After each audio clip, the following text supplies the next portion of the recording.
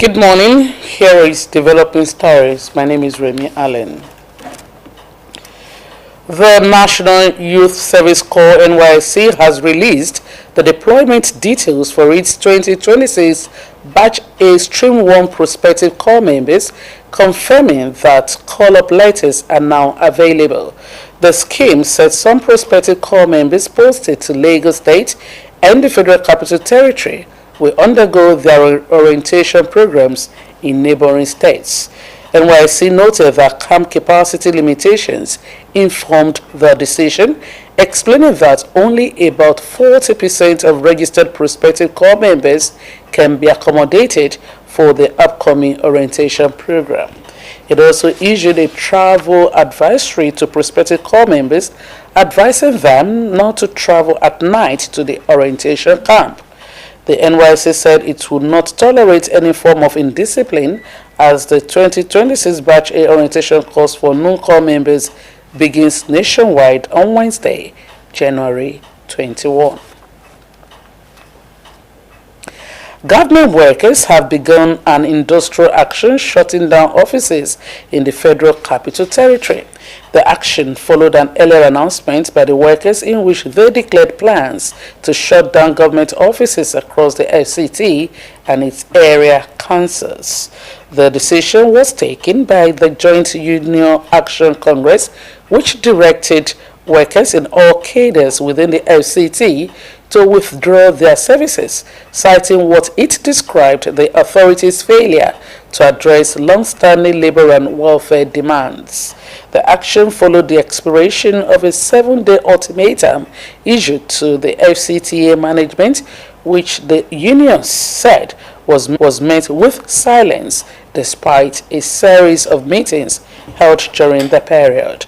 The Federal Capital Territory Authority has yet to respond to the strike. The Ijaw National Congress (INC) says the people of Rivers State are against the impeachment of Governor Siminalayi Fubara, warning the state's assembly loyal to ex-governor Nyesom Wike to shelve the plan. Similarly, the Rivers State Elders and Leaders Council strongly condemned the Mati Ameule-led State House of Assembly over its ongoing impeachment proceedings against Governor Fubara and his deputy, Professor Ngozi Odu. The groups warned that the move is likely to fail and accused the lawmakers of pursuing selfish interests under the guise of constitutional procedure. INC described the impeachment an exercise in futility, criticizing lawmakers, particularly those of Ijaw extraction, who publicly supported the process, despite Governor Fubara being one of their own.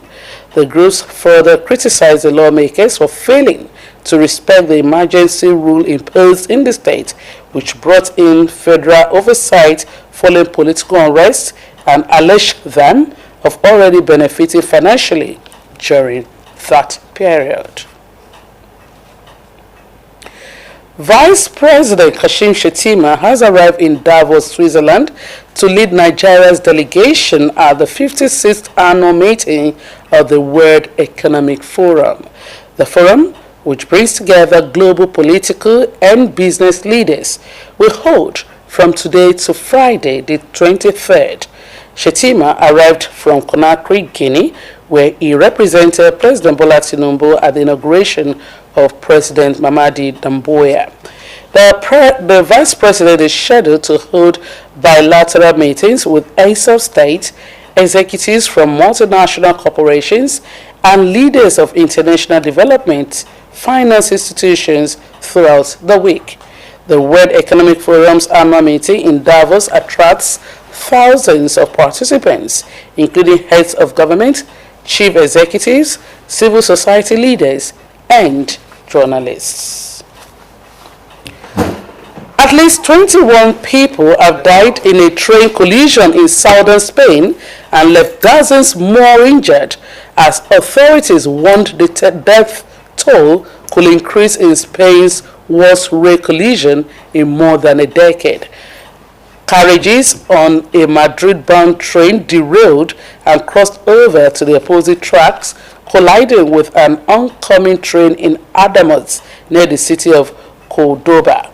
The train networks said 400 passengers and staff were on board both trains. Spanish Transport Minister Oscar described the incident extremely strange as officials launched an investigation. Rescue teams said the twisted wreckage of the trains made it difficult to recover people trapped inside the carriages.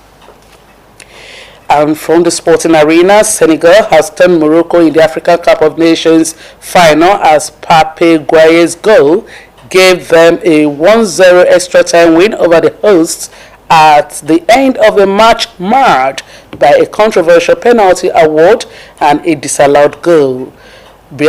Brahim Diaz could have won the trophy for Morocco when he stepped up to take the spot kick in the 24th minute of added time. Congolese match referee Jacques Ndala gave the penalty right at the end of the allotted 8 added minutes following a VAR check for a challenge on Diaz in the box by Senegal defender El Hadji Diouf. They could still have forced a penalty shootout with Naif Aguerd heading against the crossbar in the second half of extra time. The Moroccans had been dreaming of winning the title in front of their own fans to end a 50-year wait to become African champions for just the second time. And that's the news. Thanks so much for watching. Good morning.